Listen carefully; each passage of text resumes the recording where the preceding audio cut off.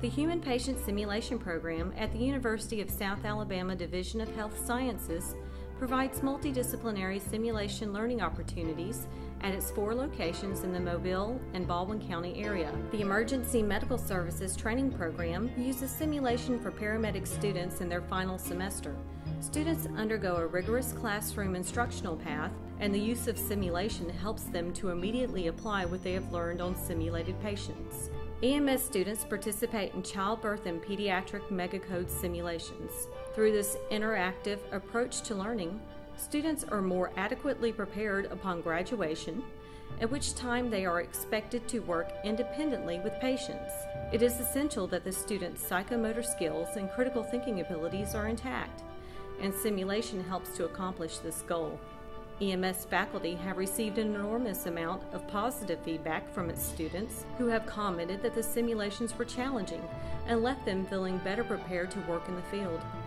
The Department of Speech, Language Pathology, and Audiology use simulation in its graduate programs for critical care orientation using high-fidelity simulators. This experience gives students exposure to critically ill patients in the acute care setting, a type of patient that they may be called upon in the future for consult and treatment. Students report that this experience increases their comfort, knowledge, and confidence within the critical care setting. Simulation with high-fidelity simulators has also been used to train speech pathology students in the technique of tracheostomy care and suctioning. These exercises give them the confidence and practice they need before performing these skills on real patients. The Department of Physician Assistant Studies uses simulation for first and second year instruction and training to educate students in both skills and diagnostic clinical decision making. Simulation adds a level of clinical relevance to the first year didactic curriculum. Students have the opportunity to assess, diagnose, and treat simulated patients suffering from endocrine and cardiac diseases, and skills such as, but not limited to, lumbar puncture, intubation, ear examination, and chest tube insertion. One PA student remarked, "We can read about skills and diseases, but what cements the skills to the disease process is the hands-on experience we can incorporate into our armamentarium for clinical practice." The Department of Radiologic Sciences uses simulation in their first and second year curriculum to train students in the skills needed to become qualified professionals.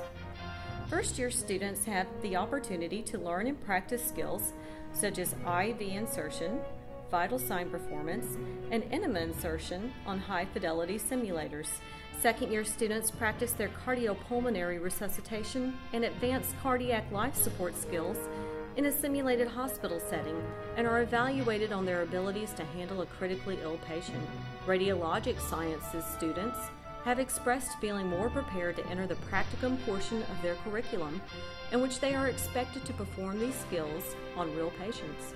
Under the leadership of the Vice President of Health Sciences, Dr. Ron Franks, students of the Pat Capps Covey College of Allied Health Professions also have the opportunity to come together with nursing and medicine and observe simulated scenarios to enhance multidisciplinary professional learning.